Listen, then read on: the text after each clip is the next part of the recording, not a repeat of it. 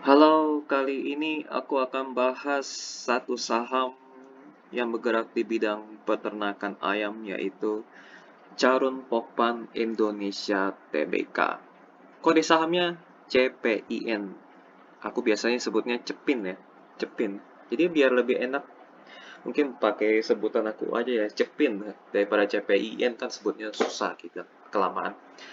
Jadi ini websitenya. Jadi kalau kalian mau lihat data-data detail di dari jalur Pokpan ya, datang aja ke cp.co.id. Kalian bisa lihat banyak hal di websitenya ya, termasuk mungkin laporan keuangan dan lain-lainnya. Dan kalian cari tahu sendiri saja di websitenya.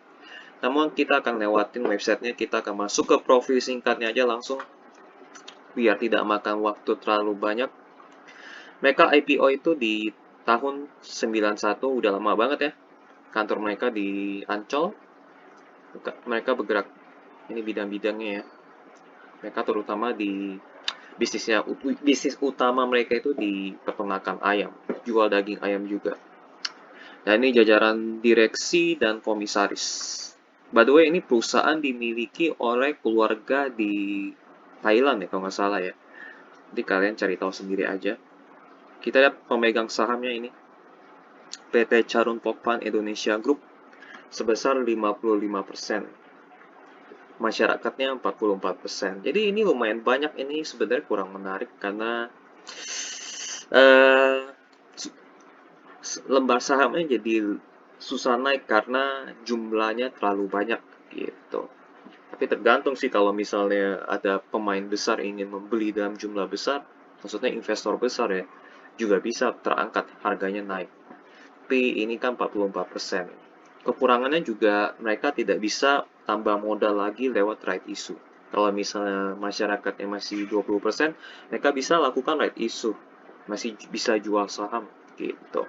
Tapi ini udah nggak bisa right issue lagi, paling right issue mentok-mentok cuma keluar 4% doang, dan itu pun kecil. Paling gitu aja sih kurangnya. Sisanya ya tidak mempengaruhi. Tapi ini anak usahanya ya. Ini dikendalikan oleh keluarga Thailand. Nanti kalian cari tahu sendiri siapa sih keluarga Thailand tersebut. Kalian cari aja di Google. Pengendali dari PT Charon Pokpan Indonesia Group. Gitu. Oke, ini dari sisi pemegang saham. Ini masih, yang penting ini masih jadi pengendali, aman lah ya. Masyarakat masih eh, apa namanya ya, di bawah inilah pengendali. Kita langsung masuk ke laporan keuangan kuartal 3 mereka, 30 September 2022. Nah, ini kita lihat di bagian posisi keuangan mereka, kita lihat harus total aset lancarnya. Ini uang cash mereka, ini semua dikali 1 juta ya. Dikali 1 juta. Kalau semua dikali 1 juta berarti nilainya triliunan. Ini 1,5 triliun. Cash mereka, piutangnya 1,6 triliun. Persediaan 9,7 triliun, aset biologi 4,7 triliun, total-total 18 triliun. Kita coba bandingkan dengan utang jangka pendek mereka atau liabilitas jangka pendek. Total liabilitas jangka pendek 8,7 triliun. Jadi ini super aman. Utang banknya sebesar 5,6 triliun ya. Ini justru ini paling besarnya ini di utang bank. Tapi balik lagi, ini aset lancarnya sangat banyak ya. Aset lancarnya sangat banyak, ada 18 triliun. Jadi ini aman banget. Secara utang jangka pendek aman. Lalu kita akan masuk ke bagian eh, modal utang dengan modal investor ya. Modal utang mereka 13 triliun. Jangka panjangnya kita lihat, jangka panjangnya ternyata ada utang juga 3 triliun. Ini besar ya. Utang bank mereka besar loh. Ini yang lumayan mengurangi apa namanya ya, uang cash mereka karena harus bayar bunga juga. Ini total-total bisa mungkin 8 triliun lebih ya, hampir 9 triliun. Tapi kita balik lagi, modal utang mereka 13 triliun, sementara modal dari investor 26 triliun, masih lebih besar modal dari investor, jadi aman. So far ini bisnis yang aman ya, karena utang-utang mereka bisa dibayar mungkin dengan persediaan atau aset biologi, piutang dan uang cash. Jadi secara utang mereka aman. Kita masuk ke bagian omset. Nah, omset mereka aja 43 triliun ya. Jadi benar-benar utang mereka aman karena omset mereka besar. Dan omset mereka naiknya cukup tinggi ya. Bukan cukup tinggi lagi, ini naiknya tinggi banget nih omset mereka. Di tahun 2021 37 triliun, 2022 43 triliun. Beban pokok penjualan otomatis naik. Lalu coba kita ngelihat ya, ini naik pesat ini karena apa? Mungkin kita coba lihat di nomor 23, 24, 23, 24 kali ya. Kita coba lihat 23 dan 24. Kenapa mereka bisa naiknya tinggi banget? Nah, ini dia. Oh, mereka ada jual pakan juga ya. Mereka ternyata kenapa mereka bisa naik tinggi? Ternyata ayam pedaging mereka penjualannya meningkat. Entah ini karena harganya naik atau volume. Ayam olahan juga naik nih. Tapi kalau DOC turun ratusan miliar. Tapi yang paling banyak ini ayam pedaging. Ini ada penjelasan di bawah. Tidak terdapat transaksi penjualan dilakukan. Oh, nggak ada penjelasan ya. Oke lah. Jadi intinya ayam pedagingan naik. Nah, kemungkinan karena volume ya. Kemungkinan karena volume. Kalau harga naik aku kurang tahu ya. Ini naiknya sekitar 5 triliun itu udah pasti volume sih. Jadi ini kabar yang bagus bagi Cepin. Karena omsetnya naiknya banyak banget 5 triliun. Sekitar segitulah ya. Sekitar 5 sampai 6 triliun ini bagus banget. Otomatis laba brutonya naik, ini bagus. Biaya-biaya lainnya juga naik. Penghasilan operasi lain juga naik ini. Ini nomor 27 kita lihat ini pendapatan lainnya itu apa ya? Nomor 27. Nah, ini pendapatan lainnya atas penjualan ayam afkir. Wow. Naik ya dari tahun lalu penjualan ayam afkir. Ini ayam afkir ini apa ya? Kalau teman-teman yang tahu ayam afkir ini boleh tulis di kolom komentar. Aku nggak tahu ayam afkir ini apa. Ini lumayan. Naik ratusan miliar. Oke, laba usaha tetap naik dan mengakibatkan laba bersih mereka juga naik ya dari 2,6 triliun menjadi 3,1 triliun. Ini kinerja yang bagus dari Cepin di laporan laba rugi. Kita masuk arus kas apakah positif? Ya, tentu saja positif ya. Tahun lalu positif 1,6 triliun, tahun ini 300 triliun. Ada yang naik itu mungkin ini ya, pembayaran tunai kepada pemasok 38 triliun. Ini bikin arus kas mereka berkurang, tapi yang penting arus kasnya aman. Maka kesimpulan dari laporan keuangan kuartal 3 ini mereka bagus ya, positif banget. Karena omset mereka naiknya banyak banget. Ini bukan dikit loh, naiknya triliunan. Ini banyak banget naiknya. Sehingga kinerja laba bersihnya juga naik banyak juga. Oke, lanjut kinerja tahunan mereka ya dari tahun 2010 sampai 2022. Kita mulai dari ekuitas karena kita beli saham sama dengan beli ekuitas.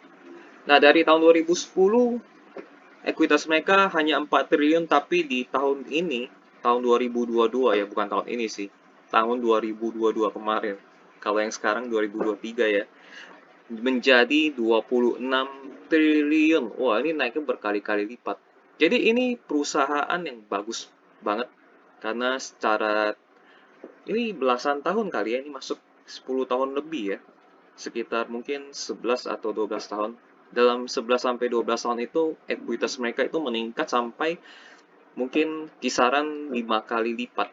Wah, ini kinerja perusahaan yang bagus nih. Ini naiknya banyak banget. Karena kenapa bisa ekuitas mereka naik banyak? Karena laba bersih mereka itu tebal, triliunan. Ini meningkat ya, sempat menurun lalu meningkat lagi. Sekarang stabil di angka 3 triliun. Ini kemungkinan ya, tahun depan beberapa tahun kemudian bisa stabil di 4 triliun labanya. Arus kasnya juga selalu positif. Omsetnya juga selalu naik ya, kita lihat ya. Selalu naik. Jadi overall kinerja tahunan mereka dari belasan tahun yang lalu ini selalu meningkat. Ini bagus, bagus banget. Kita masuk ke valuasi. Ini di harga 5825 per mereka PE ratio itu 22 kali ya. 22,49 kali itu menurut aku mahal ya. PVBR 3,6 kali itu aku juga pikir mahal. Dividend yield 1,85% itu pun mahal juga.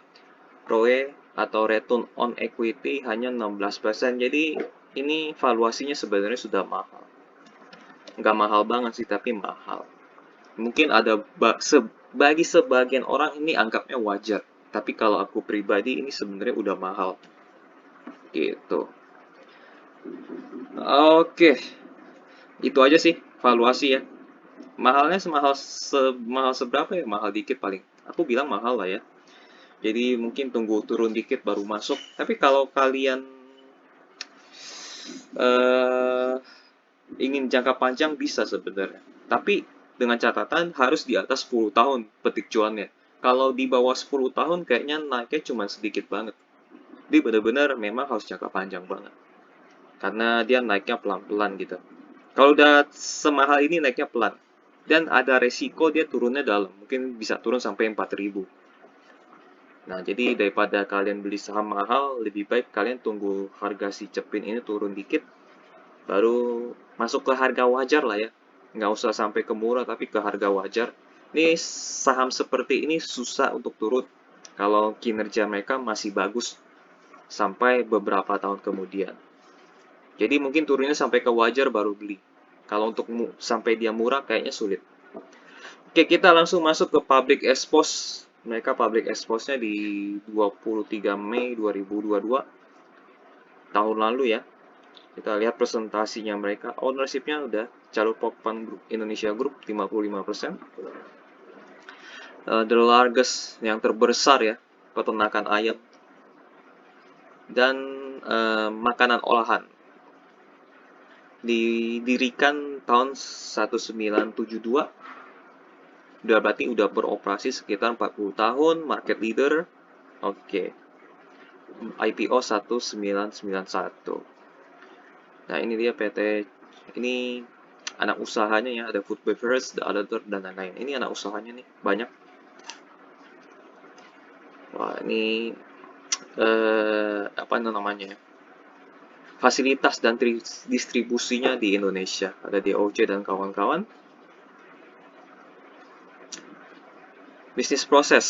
Kayaknya kita lewatin aja ya bisnis proses ya. Kayaknya kalau bagi teman-teman yang ingin mengetahui bisnis proses juga boleh sih. Sebenarnya ini bisnis prosesnya simple. Ada dari peternak, distribusi, ada makanan olahan, lalu end customer. Financial highlight lewatin aja. Financial highlight lewatin aja. Kita mau cari strategi mereka. Ah, gitu aja. Jadi presentasi mereka cukup simple. Nggak ada presentasi soal strategi dan lain-lain. Mereka hanya menampilkan laporan keuangan saja dan profil perusahaan. Oke, kita langsung lompat ke tanya jawab ya. Ini tanya jawab mereka. Nah, ini dari sini. Apa yang terjadi bila pemerintah menjalankan program cooling?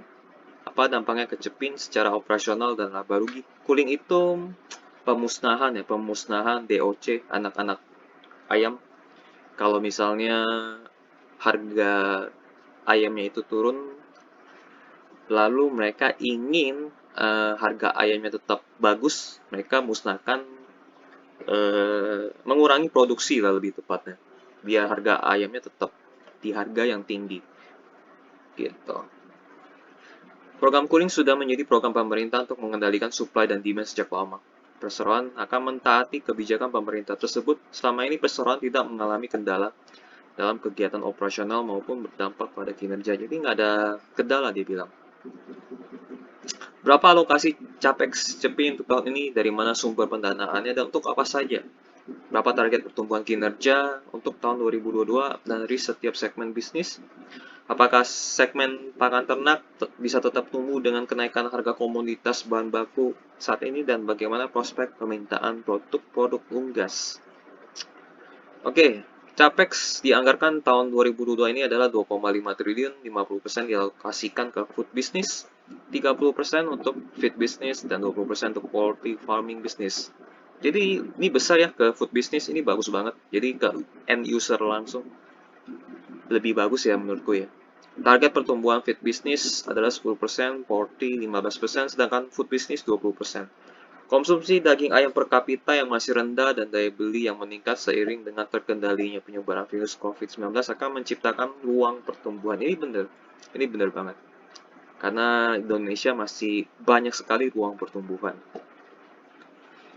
Mengapa Cepin tidak lebih menggarap segmen slaughterhouse yang marginnya lebih stabil serta memiliki pengembalian atas investasi yang cukup bagus? Perseroan sudah fokus kepada bisnis yang memiliki profit margin yang lebih stabil, yaitu food business. Ini udah food business ya, nggak perlu ke tempat lain. Termasuk slaughterhouse. Wah, ini juga ada ternyata. Perseroan sejak tahun 2021 hingga 2022 ini akan menambah 11 unit slaughterhouse untuk memperkuat jaringan dan kapasitas. Oke, mantap. Pertanyaan, apakah ada rencana stock split? Sampai saat ini belum ada rencana stock split. Nah, harga 5.000 udah pas sih sebenarnya, nggak perlu di stock split juga. Apa saja hasil RUPS? Apakah ada pembagian dividen? Oke, kita harga telur ayam dan DOC memang dari dulu bersifat fluktuatif dan selama ini perseroan tidak mengalami kendala dalam mempertahankan margin laba kotor. Yang terpenting adalah permintaan daging ayam dan telur ayam yang masih terus bertumbuh di masa depan. Mengingat konsumsi per kapita yang masih rendah, harga daging ayam yang relatif murah dibandingkan sumber protein hewani lainnya serta terus membaiknya daya beli masyarakat. Ya masih berarti kalau misalnya mereka bilang ruang pertumbuhan masih tinggi ya baguslah. Berarti masih bisa bertumbuh beberapa tahun kemudian. Jadi benar-benar ini memang saham untuk jangka panjang. Bagaimana strategi Cepin untuk menghadapi kompetisi di sektor pakan ternak dan DOC mengingat growth selama 5 tahun terakhir sudah di bawah single digit. Wah, ini growth-nya sudah di bawah single digit ya. Kemitraan akan menjadi strategi utama dalam meningkatkan growth di masa depan. Tentunya dengan kondisi pandemi yang semakin terkendali, maka tujuan tersebut harusnya bisa tercapai. Oke, finish.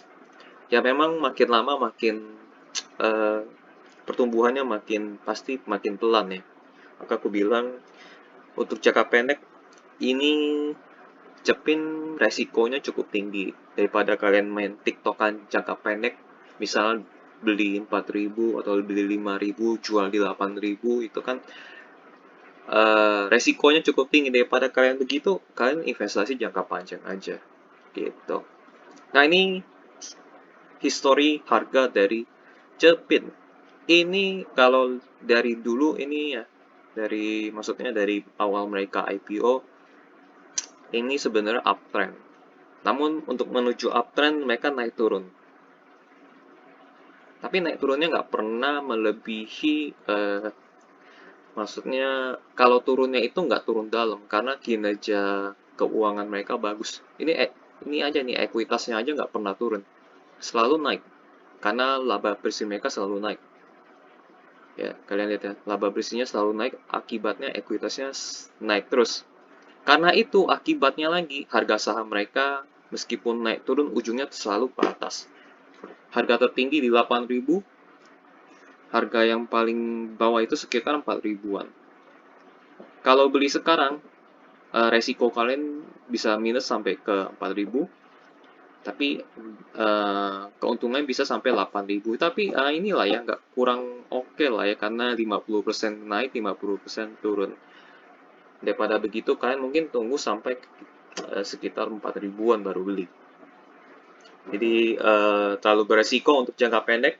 Daripada kalian TikTok kan, maksudnya berharap untuk jangka pendek, lebih baik kalian berharap untuk jangka panjang. Ini historical harga mereka. Nah, ini dividen, mereka rajin banget bagi dividen karena perusahaannya sehat, otomatis mereka bagi dividen nggak pernah absen. Dan waktu corona pun, covid ya, mereka masih rajin bagi dividen, namun rata-rata dividen mereka itu karena harganya sudah mahal, Rata-rata dividennya sekitar angka 1%-an kecil lah ya. Kalau dividennya sekitar begitu ya berarti memang harga saham sudah mahal sebenarnya. Ada risiko turun yang lumayan dalam kalau kinerja mereka turun. Oke, ini berita-berita tentang Carut Pokpan. Kalau kalian mau lihat berita Carun Pokpan atau Cepin, kalian tinggal masuk kontan.co.id, ketik Carun Pokpan atau Cepin. Nah, ini keluar semua beritanya. Semuanya beritanya berita positif ya. Permintaan ayam masih meningkat, konsumsi diprediksi naik, titik gandeng Carun Pokpan Indonesia untuk melakukan digitalisasi peternakan ayam. Penjualan naik tapi laba susut. Nah, terhimpit biaya distribusi dan supply. Oke, ini berita-beritanya ya. Kalian tinggal masuk aja di sini. Kita langsung masuk ke kesimpulan. Wah, ini paling singkat karena memang datanya pun singkat. Kesimpulan. Ini bisnis yang bagus. Ini bisnis yang sehat karena utang kecil.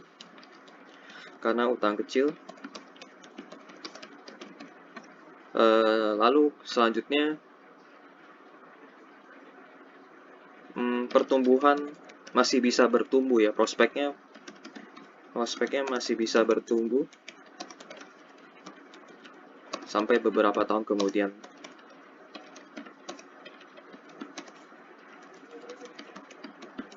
Tadi karena masih ada karena konsumsi per kapita ya.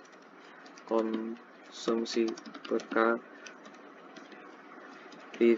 daging ayam masih kecil, masih sedikit.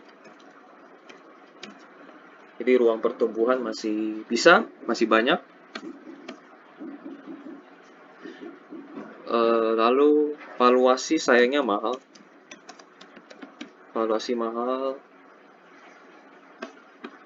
Lalu kinerja terbaru ini ya, kinerja kuartal 3 2022 bagus di laporan laba rugi. Naiknya banyak. Ini bagus banget. Jadi dari data-data tersebut aku pribadi bisa simpulkan ini layak diinvestasikan. Layak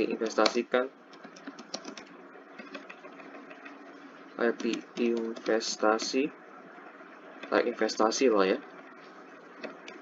Investasi namun hanya untuk jangka panjang saja. Kalau jangka pendek beresiko.